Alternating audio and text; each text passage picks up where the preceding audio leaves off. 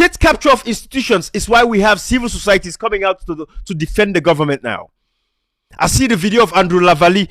I don't want to touch that video yet because we're going to do, I want to take that video by itself. But just in case you guys have not seen that video, let me show you guys the video that I'm talking about with Andrew Lavalley.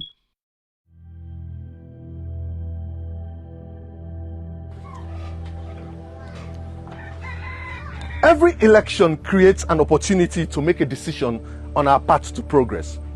But we don't take it because of this harmful belief that until and unless your brother or your sister from the same region or the same ethnic background becomes president or parliamentarian, life will never be comfortable for you.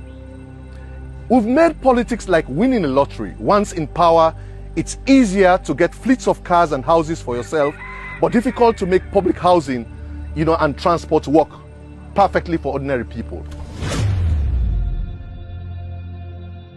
Because politics has always been a shortcut to wealth, politicians don't care if they promote hate and division just to gain your votes.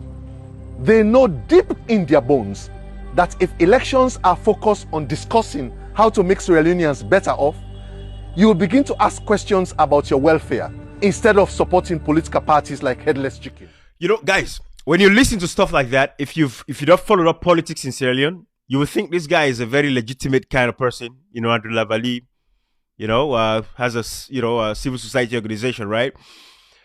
But when you look deep into these guys, these are the same guys that were going after the APC. Why? Because their goal was to bring SLPP to power. So he's telling people about, paying attention to your politics. Don't be tribal with your politics and this and that. Don't wait for your brother to come into power.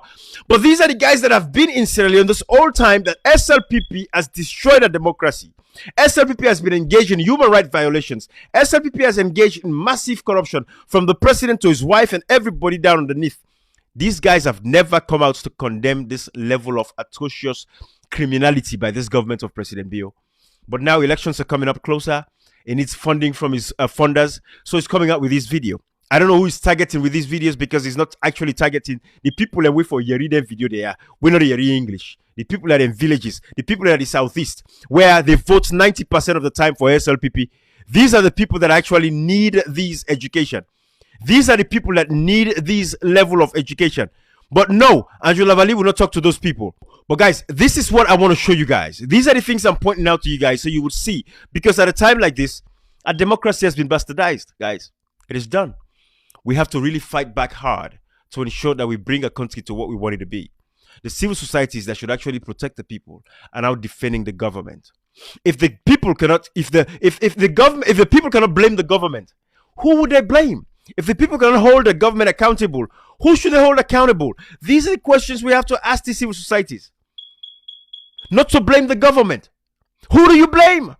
You have idiots that will come and tell you that, oh, don't blame the political party or the government in power now. Oh, no, your opinion is kind of biased and this and that. You have these useless fools. Again, because why is their political party in power? Their lens has been blinded. It's not about patriotism to the country. It's not about Sierra Leone. It's about their political party. It's about their paymasters. You see violence videos across. Look at Sambia Bendugu. What is happening, across that side? People would not, civil societies would not talk about that.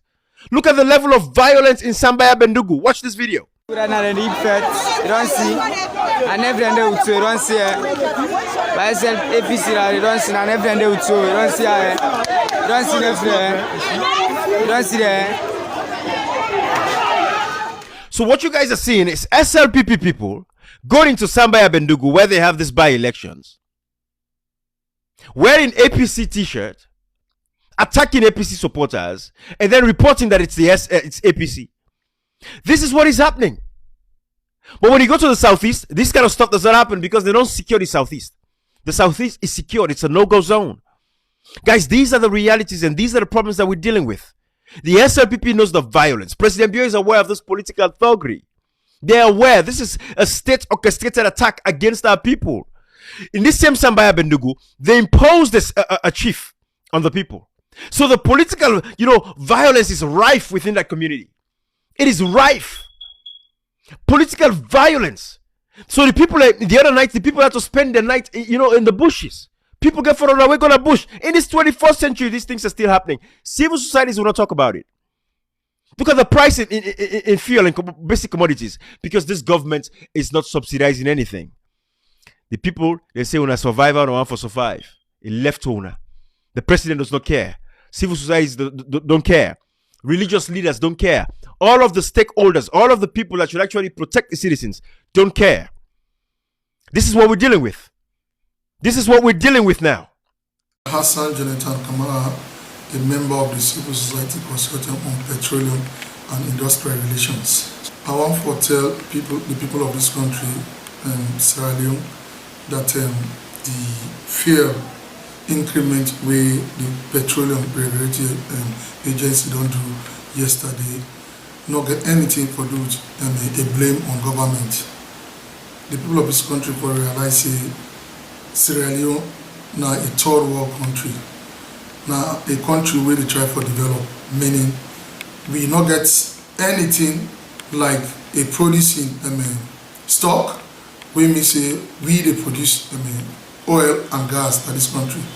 So we purely depend on international companies or countries that will produce gas, so that we will survive from there and able to get use of them as a country. So government don't get any control over fuel. Now international community or international world now then get total control over the purchase and the sales of or the control of fuel price.